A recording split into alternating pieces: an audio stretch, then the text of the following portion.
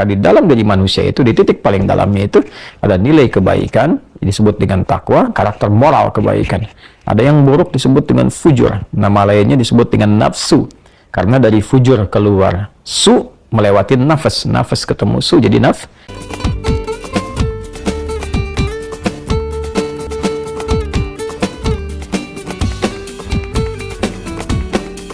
Assalamualaikum warahmatullahi wabarakatuh. Alhamdulillahi rabbil alamin, wassalatu wassalamu ala rasulillahil karim wa ala alihi wa sahbihi ajma'in, wa ba'd.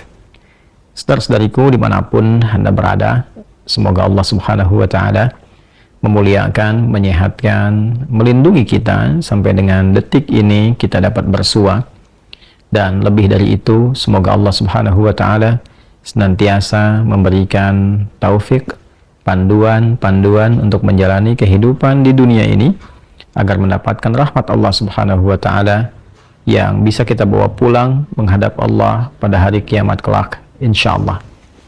Teman-teman, malam ini di tanggal 26 Oktober 2023 Masehi, edisi spesial yang biasanya kita membahas Aqsa dengan cukup panjang.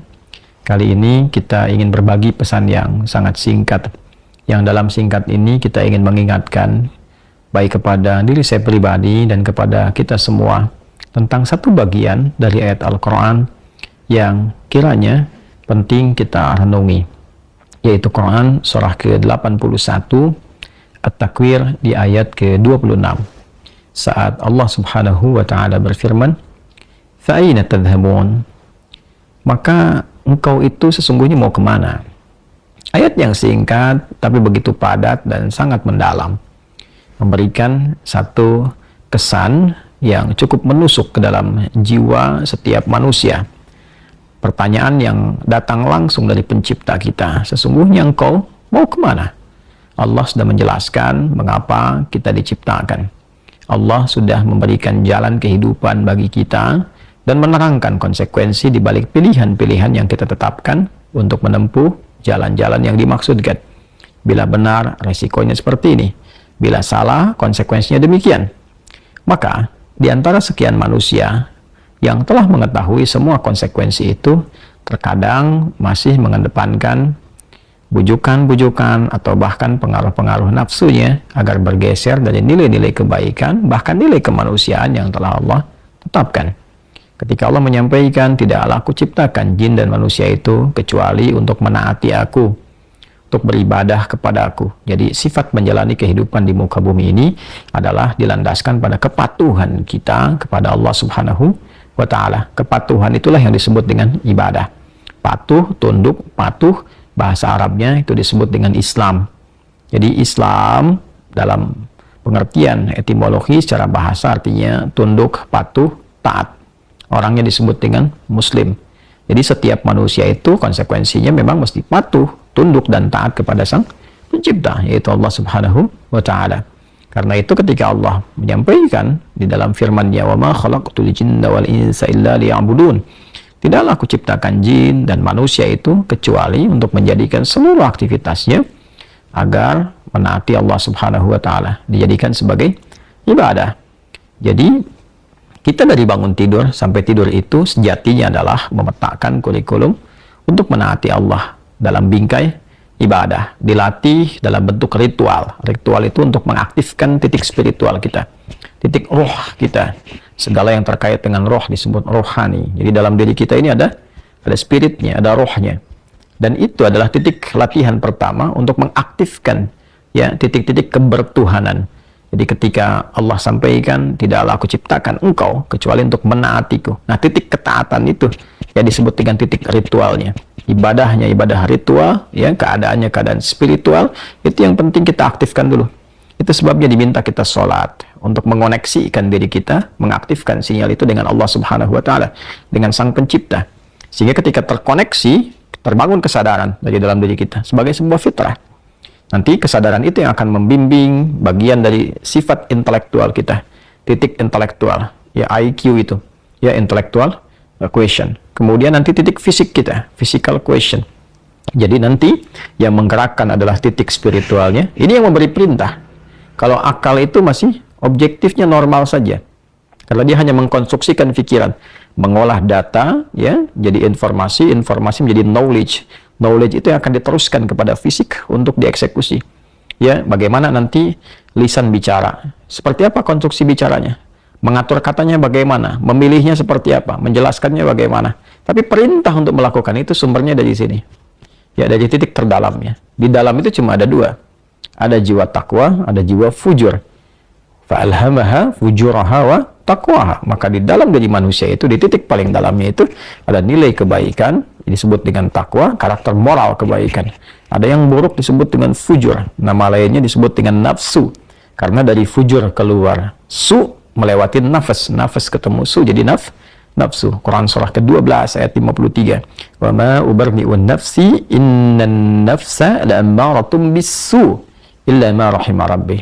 Maka semua tindakan kita, menatap, mendengar, berbicara, bertutur, sampai dengan berjalan, ujung kepala sampai ujung kaki, yang kita jadikan sebagai bagian dari perangkat beraktivitas itu, semua tatanannya, perintahnya kalau tidak dari takwa adalah dari fujur. Kalau bukan dari sifat baik, sifat buruk yang bersumber dari nafsunya. Maka semua kegiatan yang kita desain dalam setiap hari itu kita tata, dan Allah tanya, baik, engkau untuk apa bekerja? Ya Allah, saya ingin mencari rezeki. Baik, bagus, untuk dapat uang. Setelah dapat uang mau kemana? Pengen kaya. Setelah kaya mau ngapain? Beli ini, beli itu. Setelah itu mau ngapain? Ditanya terus sampai ujungnya. Fa'ina tadhhabun, sampai ke titik puncaknya. Kalau kamu sudah meraih apa yang kamu inginkan itu, harta sudah banyak terkumpul, sudah mewah, rumah sudah megah, mobil melimpah, hidup juga kaya begitu rupa, terus mau ngapain? Ya. Maka orang-orang yang bingung pada akhirnya dia mencari-cari ketenangan. Akhirnya balik lagi, sudah kaya segala rupa, cuma cari ketenangan, akhirnya balik lagi ke desa, nyewa gubuk, nanam kangkung, nanam cabai. Terus kalau memang dengan seperti itu bisa bahagia, kenapa selama ini kerja keras mendapatkan sesuatu yang dikumpulkan? Balik ditanya, kamu kedudukan pengen jadi apa? Terus, yang di militer pengen dapat bintang 1, 2, 3, 4. Kalau perlu, jenderal besar, bintang 5. Setelah itu mau ngapain? Mau diarahkan kemana semua itu? Karena pada akhirnya semua bintang akan berguguran. Ya, wafat juga, meninggal juga. Kalau sudah selesai, purna, selesai.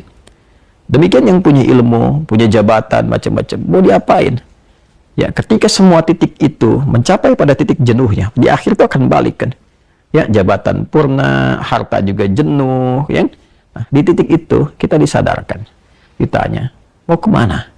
Maka dijawablah dengan jawaban yang sangat mendalam. Inni dzahibun ila rabbi sayahdin.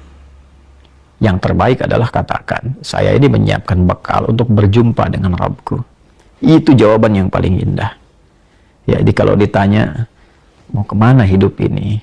Kata Quran, jawab, aku menyiapkan bekal untuk kembali dan berjumpa dengan Rabbku yang telah menciptaku. Dari situlah kemudian Allah katakan, aku berikan petunjuk kalau begitu. Yahdin. Ya, aku berikan petunjuk, kata Allah. Jadi orang-orang yang menyiapkan semua aktivitasnya dan dia lakukan untuk Allah, berjumpa dengan Allah, maka Allah akan berikan petunjuk dalam setiap aktivitas kehidupannya. Diberi petunjuk bagaimana mata memandang, telinga mendengar, lisan bicara, sampai kaki berjalan.